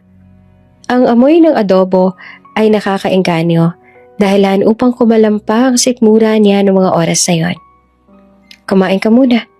Alok ni Dave. Hindi ko alam kung bakit ka nandito, Dave. Lahat na lang ng tao galit sa akin.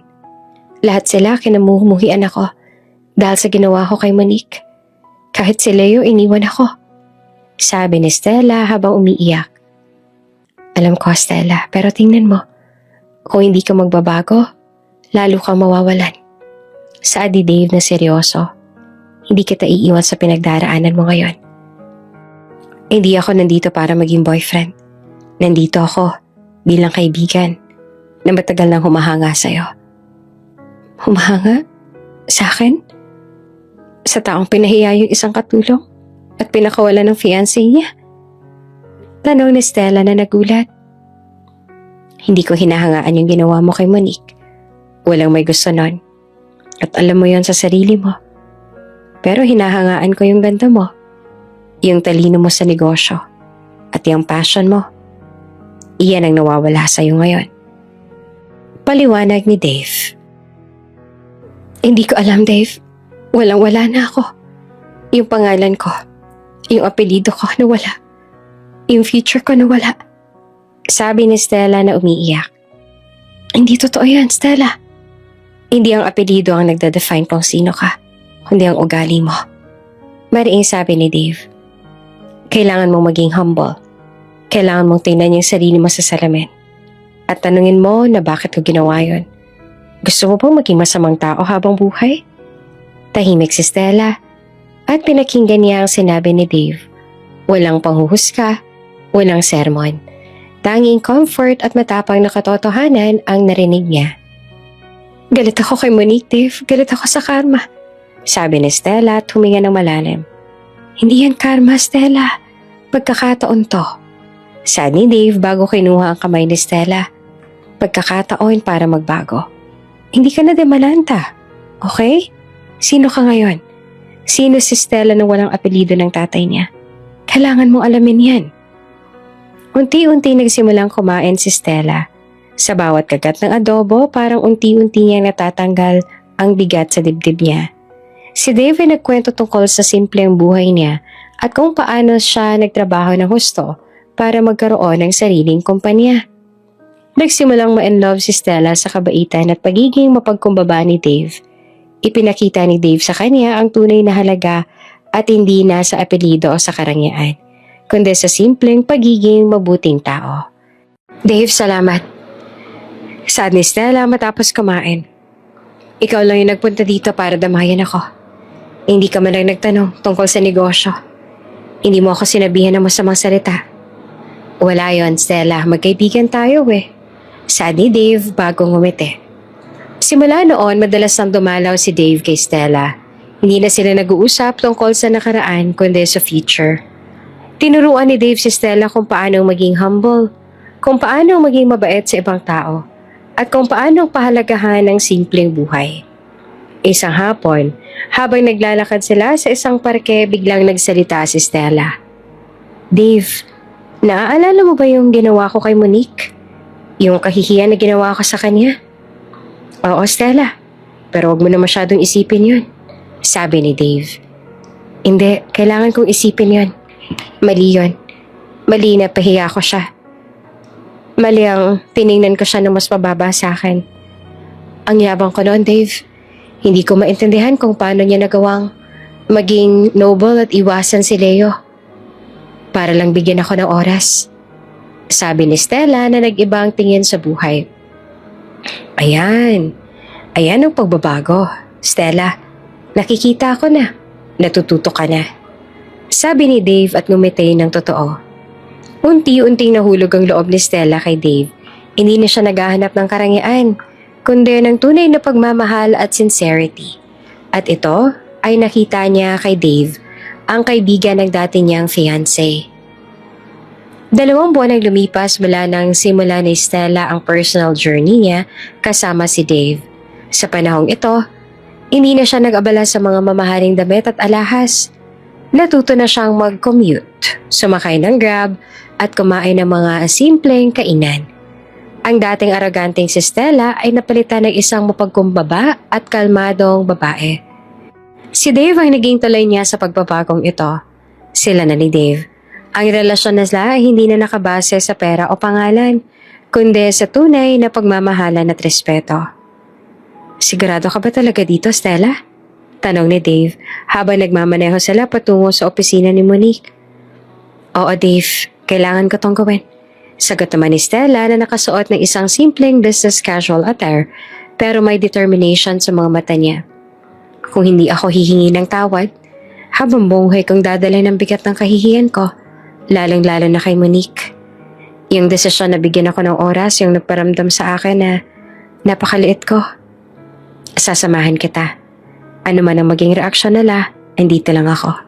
Sabi ni Dave at ngumiti. Samantala si Monique naman ay mabilis na umaangat sa mundo ng negosyo. Siya na ngayon ang pinakabatang CEO ng isa sa mga kumpanya ni Mr. De Malanta. Pero sa likod ng lahat ng tagumpay niya, hindi pa rin siya nakakalimutan ng simula niya bilang katulong. Palagi siya nag-iisip kung kamusta na nga ba si Stella at kung naging maayos ba ang buhay nito. Nang pumasok si Stella at Dave sa office ni Monique, nagulat ang sekretary nito. Hindi inasahan ang unannounced visit ni Stella. Sino pong hinahanap niyo, ma'am? Tanong ng sekretarya na nag-aalangan. Si Monique Monique de Malanta. Pakisabi si Stella de Malanta at ang kaibigan ni Leo na si Dave ang bumibisita. Sabi ni Stella na kalmado. Pagpasok nila sa opisina ni Monique, nakita ni Stella ang pagiging seryoso at profesional ni Monique. Stella? Dave? Ano ginagawa niyo rito? Tanong ni Monique na tumayo mula sa kanyang mesa at nagulat. Monique, kailangan lang kitang makausap. Sandali lang. Pakiusap ni Stella. Sige, pero huwag ka mag-alala. Hindi ko nakukwento kay Daddy yung tungkol sa pagbisita mo. Biro pa ni Monique, napilit na pinapagaan ang lahat. Umupo sila. Tiningnan ni Stella si Monique. Hindi niya maisip sa isip na yung babaeng nasa harap niya na may power na ay ang babaeng inutusan niyang mag-serve ng maruruming baso. Monique, andito ako para humingi ng tawad. Panimula ni Stella na nanginginig ang boses. Hindi ko alam kung paano gagawin ko. Walang salita ang nakapagpaliwanag sa sobrang kalalaan at kasamaan na pinakita ko sa'yo sa party. Ginawa kitang katawa-tawa sa harap ng lahat. Inutusan kitang mag-serve ng maruruming baso. Dahil lang sa gusto kong ipamukha sa'yo na mas mababa ka kaysa sa akin. Mali yung ginawa ko. At pasensya ka na ha. Sobra-sobra. Saad ni Stella at tuluyan ng bumuhos ang luha. Hindi naman inasahan ni Monique ang ganoong klase ng pag-amin. Tumayo siya, lumapit kay Stella. Stella, salamat at sinabi mo yan. Sabi ni Monique at niyakap niya si Stella. Nagulat si Stella sa yakap. Hindi mo naman kailangan mag-sorry. Matagal na kitang pinatawad. Alam ko kung gaano kahirap yung biglang mawala ang lahat sa'yo. Kaya nga hindi ko tinanggap si Leo noon. Saad ni Monique. Gusto ko, bigyan mo ng oras ang sarili mo para magbago. At sa tingin ko naman, nakuha mo ng pagbabago na yun. Salamat, Monique ha. Sana makita mo rin si Leo. Hindi ko siya pinabayaan at alam kong mahal na mahal ka niya. Saad ni Stella bago siya tumingin kay Dave. Siya nga pala si Dave, Monique. Siya ang nagturo sa akin na maging humble at mabait. Siya ang dahilan kung bakit nagbago ako. Alam ko, Stella, at nakikita ko, nagbago ka nga talaga. Mas masaya ka na ngayon. Saad ni Monique bago ngumiti. Pagkatapos ng emotional confrontation na yon, nagpunta si Stella at Dave para bisitahin si Leo sa kumpanya niya. Si Leo na abala sa trabaho ay nagulat din nang makita ang dalawa. Stella? Dave? Anong ginagawa niyo rito? Magkasama kayo? Tanong ni Leo. Hi Leo, hindi kami nagpunta dito para manggulo. Nandito kami para magpaalam at humingi ng tawad. Sabi ni Stella na kalmado. Ako muna, Leo. Sabi ni Dave. Leo, alam kong mahirap ang sitwasyon. Pero hindi ko rin inasahan na mahuhulog ang loob ko kay Stella. Pero ang totoo niyan, mahal ko siya. At mahal niya rin ako. Hindi kami nagtatago. Hihingi lang sana ako ng permiso mo bilang kaibigan na maging masaya sa piling niya. Dave, salamat. Sabi ni Leo at ngumiti ng totoo. Matagal naman na kaming tapos si Stella. Kung ikaw makakapagpabago sa kanya at makakapagpapasaya, wala akong problema dyan. Masaya ako para sa iyong dalawa. Salamat, Leo. Sabi ni Dave. Muli ay hinarap ni Stella si Leo. Leo, pasensya na talaga ha. Sa lahat. Sa party, sa ugali ko at sa pagiging controlling ko. Alam ko hindi ko na maibabalik ang lahat pero masaya ako na naging tapat ka sa akin. At sa nararamdaman mo. Salamat at hindi mo ako pinabayaan sa kalungkutan. Kahit hindi mo ako binalikan. Sad naman ni Stella. Okay lang, Stella. Ang mahalaga, masaya ka na ngayon. At natuto ka na. Sagot ni Leo. Ang tatlong tao na dati nagkakagulo at may love triangle ay naging magkaibigan ulit. Ang galit ay napalitan ng pagpapatawad at pagtanggap. Sila na ni Dave. Sige na, Leo, aalis na kami. Pupunta na kami sa Baguio, magbabakasyon. Sabi ni Dave. Sige, mag-ingat kayo. At sana makita mo na si Monique ulit. Sabi ni Stella na nakangiti. Maghihintay ako, Stella. Kailangan ko lang maging deserving para sa kanya. Saad ni Leo. Mabilis na lumipas ang 2 taon. Sa panahong ito, nagbago lahat ng mga bagay-bagay. Si Monique ay hindi na lang basta anak ni Mr. de Malanta. Siya ay kinikilala bilang si Monique Andrea de Malanta Ong, ang henyong young CEO na nagpapatakbo ng Ong de Malanta Foundation at ang ilang subsidiaries ng de Malanta Group of Companies. Sa loob ng 2 taon, ginugol ni Monique ang oras niya sa pag-aaral, pagtatrabaho at pagbabago ng persona niya. Ang dating simpleng katulong ay nagtataglay na ngayon ng aura ng kapangyarihan at grace. Pero sa loob ng opisina niya, nananatili siyang mapagkumbaba at approachable. Isang hapon, kausap niya ang dad niya na si Mr. de Malanta. "Dad, tingnan mo yung financial report na to." Saad ni Monique, hawak ang isang tablet. "Masyadong malaki yung expense natin sa logistics. Gusto ko mag-invest sa in-house na sistema. Mas makakatipid tayo at mas magiging efficient kung gagawin natin yon." "Gusto ko yan, Monique.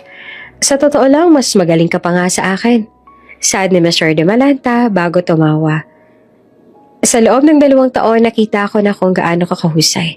Hindi lang ang dugo mo ang dumadaloy sa'yo, kundi ang talino at grit ng nanay mo na si Andrea." "Salamat, Dad." Ngumiti naman si Monique. "Pero hindi ko pa rin po nalilimutan yung sinabi ko noon sa sarili ko na hindi ako magiging arogante kahit na anong mangyari. Hindi ko hahayaan na kainin ako ng kapangyarihan at kayamanan. Iyan ang dahilan kung bakit mahal ka ng mga tao, Monique. Pati mga empleyado, gustong-gusto ka." Sabi ni Mr. de Malanta. "Pero anak, si Leo, kamusta na kayo? Wala ka na bang balita sa kanya?"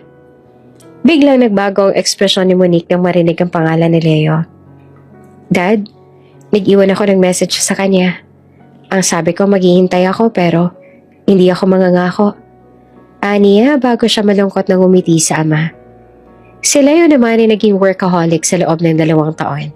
Ang sakit ng paghihiwalay nila ni Stella at ang sakit ng pagtanggi ni Monique ay ginamit niya bilang inspirasyon para maging mas matagumpay. Nagpalago siya ng negosyo niya, nag-invest sa technology at green energy. Ang kumpanya ay naging global competitor.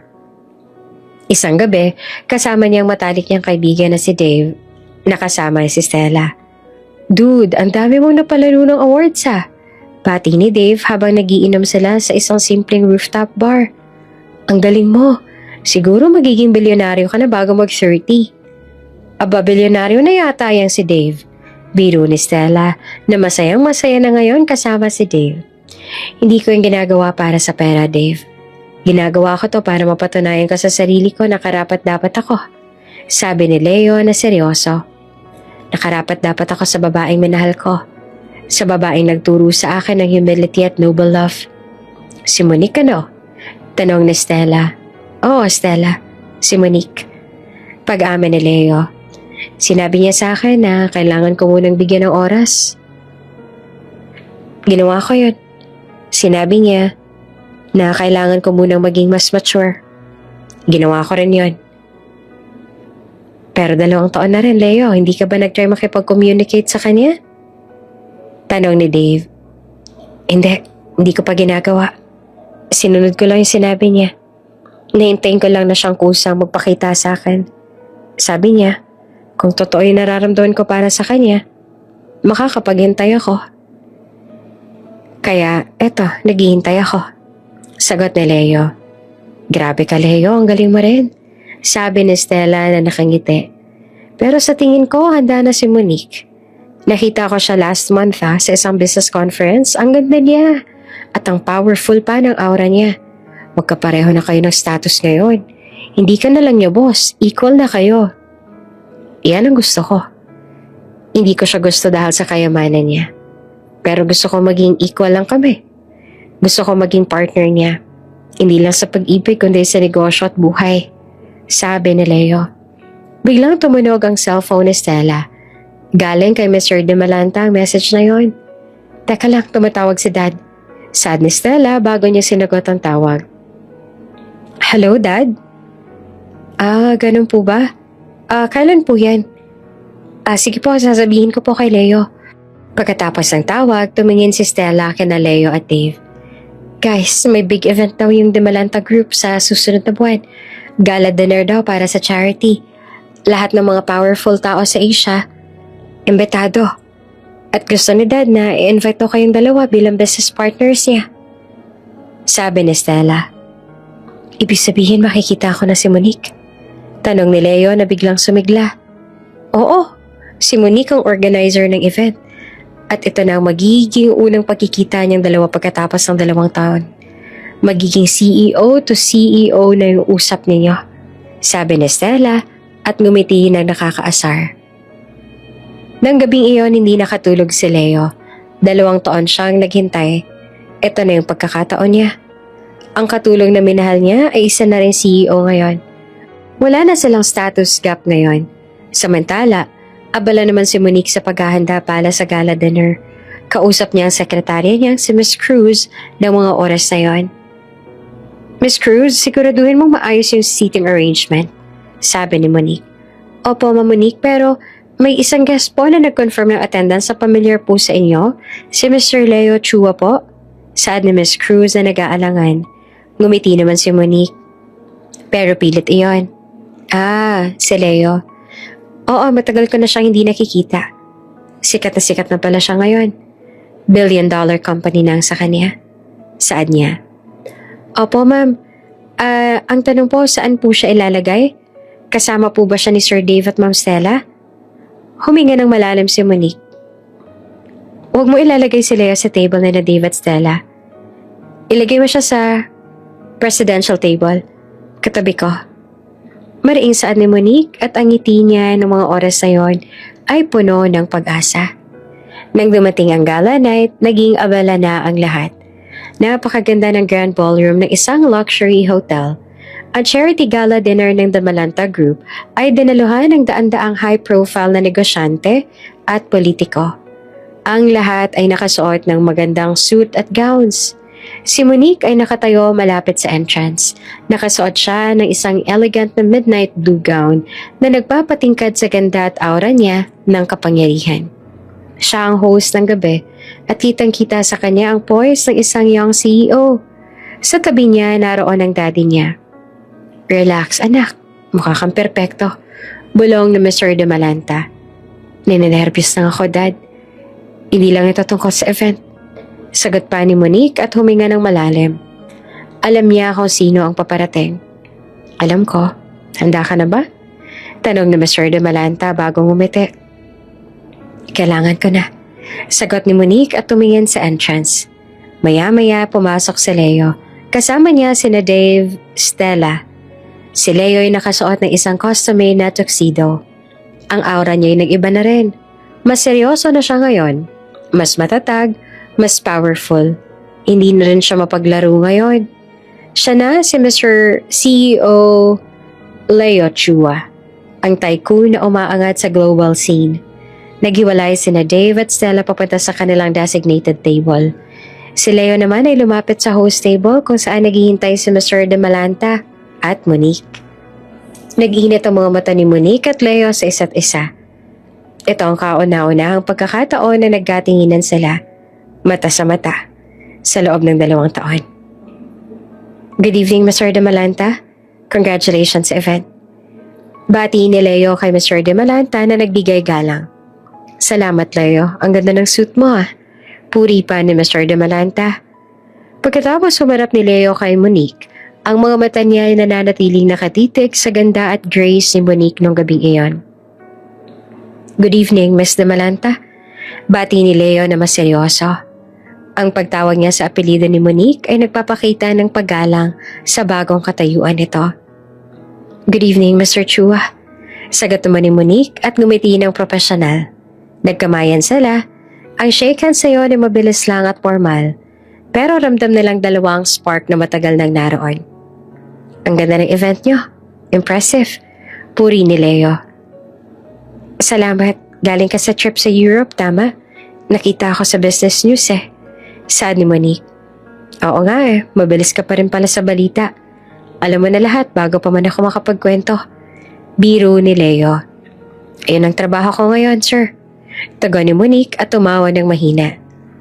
Pagkatapos ng maikling pag-uusap, Pumunta si Leo sa president's table kung saan siya ay nilagay ni Monique, nakatabi mismo ng host. Nang umupo ang lahat, nagsimula na ang programa. Si Monique ang nagbigay ng opening remarks. Salamat sa lahat ng nandito ngayon. Ang gala na ito ay hindi lang tungkol sa pagpapakita ng yaman. Ito ay tungkol sa commitment natin sa society. Saad ni Monique at nagbigay ng isang napakagandang talumpate tungkol sa kahalagahan ng pagtulong sa mahihirap. Habang nagsasalita si Monique, nakatingin lang si Leo sa kanya. Naalala niya yung dating katulong na nahihiya pang mag-serve ng kape. Ngayon, siya nang nagbibigay ng speech sa harap ng pinakamakapangyarihang tao. Ang pride na naramdaman ni Leo ay hindi maipaliwanag. Tama ang ginawa niya. Tama na naghintay siya. Nang matapos ang talumpate, umupo si Monique. Tumahimik ang ballroom at nagbigay ng standing ovation ng lahat at kasama na roon si Leo. Ang galing mo, Mr. Malanta. Bulong ni Leo. Salamat, Mr. Chua. Sagot naman ni Monique bago ngumiti kay Leo. Sa gitna ng hapunan, nagkaroon sila ng pagkakataon na mag-usap ng mas personal. Leo, kamusta na si Stella at Dave? Tanong ni Monique. Ayun, masaya-masaya sila. Humble na si Stella. Nagpapasalamat nga siya sa'yo eh. Dahil sa'yo, nagbago siya. Sabi ni Leo. Masaya din ako para sa kanila. Sagot ni Monique. Nag-uusap na ba kayo ni Dave tungkol sa investment sa green energy? Oo, ang galing mo. Sa loob ng 2 taon, naging master ka na ng negosyo. Sabi ni Leo. Ikaw din. Global brand na nga yung company mo eh. Di ko akalain na aabot ka sa ganito. Kahit boss lang kita noon. Biro pa ni Monique. Ginawa ko yan para sa isang tao. Sabi ni Leo at tumingin sa mata ni Monique. Bumilis naman ng tibok ng puso ni Monique nang sandaling magtama yung mata na lang dalawa. Ginawa ko yan para maging karapat-dapat sa'yo. Naghintay ako, Monique. 2 taon. Hindi ako nakipag-date kung kani-kanino Sinunod ko yung sinabi mo. Inihintay ko yung tamang panahon. Pag-amin ni Leo na seryoso. Huminga ng malalim si Monique bago namumula ang mukha na nag-iwas ang tingin. Leo, naghihintay din ako. Ibig sabihin ba nito ito na yung tamang panahon? Tanong ni Leo na puno ng pag-asa. Ngumiti naman si Monique. Ang ngiting matagal niya nang pinigilan. Ang ngiti ng katulong na umibig sa boss niya. Baka oo? Mahinang sagot ni Monique. Nang matapos ang programa, nag-alok si Mr. De Malanta ng toast. Si Monique at Leo, ang future ng business natin. Cheers! Nakipag-cheers ang lahat. Habang naglalakad palabas, magkatabi sina Monique at Leo. Monique, maaari ba kitang imbitahan na mag-lunch bukas? Hindi bilang business partners, kundi bilang Monique at Leo. Tanong ni Leo. Tumingin si Monique sa kanya. Pwede naman. Mag-iingat ka sa pag-drive, sir. Ikaw din, ma'am.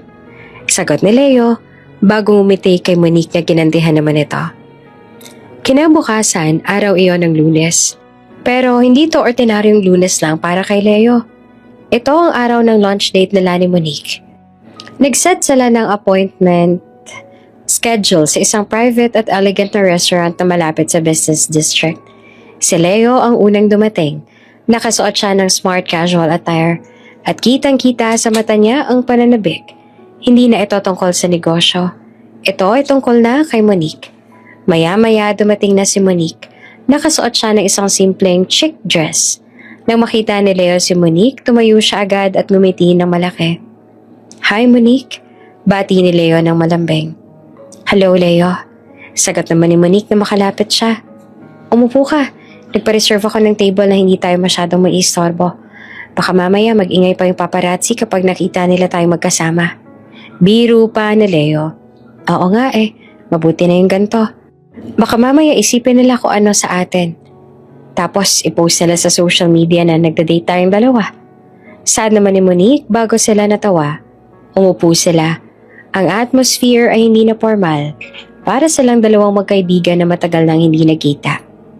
Kamusta nga pala yung event kagabi? Sobrang successful ano? Panimula ni Leo. Oo nga salamat nga pala ha. Galing ka sa pagod sa biyahe tapos dumating ka pa. Ano na nga ulit yung sinabi mo kagabi na ginawa mo lahat ng to para sa isang tao? Oo, ginawa ko lahat ng to para sa'yo, Monique. Sad ni Leo na hindi man lang nag-alinlangan sa dalagang kaharap. Hindi ko maaabot lahat ng to kung hindi lang din dahil sa'yo. Bakit? Tanong ni Monique bago nakangiting tumingin kay Leo. Bakit ako, Leo? Dahil nang tanggihan mo ako 2 taon na nakakaraan, sinabi mo sa akin na hindi pa tayo equal. Dahil lang boss mo ko at katulong ka lang. Sabi mo kailangan kong bigyan si Stella ng oras. Ginawa ko yon. Pero sinabi mo rin sa akin na kailangan kong maghintay. Habang naghihintay ako, kailangan kong maging karapat-dapat sa'yo. Hindi sa pera, kundi sa status na meron ka. Pag-amin ni Leo, hindi ko naman sinabi na maging billionaire ka. Biro pa ni Monique. Hindi ko rin naman sinabi na gawin mo lahat ng subsidiaries ng Demalanta Group na maging profitable. Ganti ni Leo bago sila nagtawanan. Pero seryoso, Leo, sabi ni Monique. Na-appreciate ko yung ginawa mo Hindi lang dahil naghintay ka, kundi dahil ginamit mo yung oras na yun para maging mas mature at mas successful ka. Impressive yun para sa akin. At salamat para doon. Salamat din. Kung hindi mo ako tinanggihan noon, baka masama pa rin ang ugali ko hanggang ngayon. Baka ikakasal na rin ako kay Stella at hindi ko na sana nakita yung karma na dumating sa kanya. Nang dahil din sa'yo, nakita ko na hindi lang ako basta boss. May responsibility rin ako sa mga taong nasa paligid ko. Saad ni Leo. Kamusta na nga pala si Stella? Ang saya niya kagabi nung nakita ko siya. Tanong ni Monique. Masayang-masaya na siya, Monique. Nagbago na talaga siya. Ang sabi niya, mas masarap pala yung buhay na hindi nagmamadali. Sagot ni Leo. Nagbabakasyon sila ngayon ni Dave. Nasa Baguio yata sila ngayon. Oo nga, sana maging masaya sila. Saad ni Monique. Dahil sa kanila, naging mas madali yung transition ko sa pagiging Demalanta. Tiningnan ni Leo si Monique bago ngumiti ng tipid. Monique, 2 taon na yung lumipas. Marami na tayong pinagdaanan. Wala nang gap sa status natin. Mas matatag na tayo pareho ngayon. Actually, equal na nga tayo, 'di ba? So, anong gusto mo mangyari ngayon, Leo? Tanong ni Monique na nakangiti. Gusto ko sana magsimula ulit tayo. Yung para bang walang past na nangyari. Yung parang bagong chapter. Saad ni Leo. Gusto ko sana makipag-date sa'yo. Gusto ko maging boyfriend mo. Sa tamang paraan. Yung walang pressure. Wala nang lahat. Gusto ko maging masaya tayo. Pero Leo, marami akong schedule. Biro ni Monique. Hindi mo na ako katulong. Baka mamaya niyan, hindi na tayo magkita. Oo, hindi mo na ako magiging amo. Pero magiging partner mo ako sa lahat. Sa buhay at sa negosyo. Saad ni Leo na seryoso. Hahanapin natin ng oras lahat. Kahit late night meeting pa yan. Dinner date muna bago business proposal. Gusto ko yan. Pero kailangan natin maging discreet. Saad ni Monique. Alam mo naman yung mga paparazzi. Wala namang ibang nagawa si Leo kung hindi ang natatawang tumango kay Monique bago sila magkasabay na natawa sa mga pinag-uusapan nila. Ang lunch date na iyon ay hindi lang tungkol sa pagkain. Ito ay tungkol sa pag-aayos ng kanilang past, pagtanggap sa kanilang present at pagpaplano para sa kanilang future. Napansin ni Leo na may nagbago kay Monique. Hindi na siya nahihiya at medyo confident na rin siya ngayon. Bagay na mas lalong nagpangiti kay Leo. Monique, naalala mo ba nung nag-ubutan tayo ng kape sa garden? Tawanan lang tayo ng tawanan noon. Saad ni Leo bago ngumiti. Oo nga di ko makakalimutan lahat ng yon, Leo. Saad ni Monique bago malungkot na ngumiti. Nakakamiss lahat ng yon. Pwede pa naman tayong bumalik sa dati. Saad ni Leo dahilan upang mapabaling ng tingin si Monique sa kanya. Kung gugustuhin mo at saka kung pahihintulutan mo ako. Kaya nga tayo nagkita ngayon, 'di ba? Saglit ni Monique sa kanya bago ngumiti kay Leo. Gusto kong bumalik tayo sa dati, Leo. Nang matapos ang lunch nilang dalawa, magkasama silang naglakad papunta sa parking lot. Monique, may kape nga pala ako sa opisina. Gusto mo bang sumama? Parang bitin kasi dito na lang natatapos lahat. Gusto ko sana makipag-coffee date ulit sa'yo dahil alam kong magiging busy ka na rin. Alok na Leo. Palagi naman ako may oras pagdating sa'yo. Saad ni Monique bago tumango ng paanyaya niya. Sige, pumunta tayo sa opisina mo. Mag-coffee date tayo. At sana, wala munang business talk ngayon. Purely personal lang sana yung pag-uusap natin. Sagot ni Monique. Oo naman. Sagot ni Leo at binuksan niya ang pinto ng kotse niya para kay Monique. Sa sandaling iyon, alam na ni Monique na tama ang choice niya. At nang dahil sa paghihintay niya, nagbunga ang lahat ng meron sila ni Leo. Kung bago ka pa lang sa channel neto, ibang kwento ni Ate Jane, istorya mo, ikwento ko. Huwag kalimutang pindutin ang notification bell at subscribe button.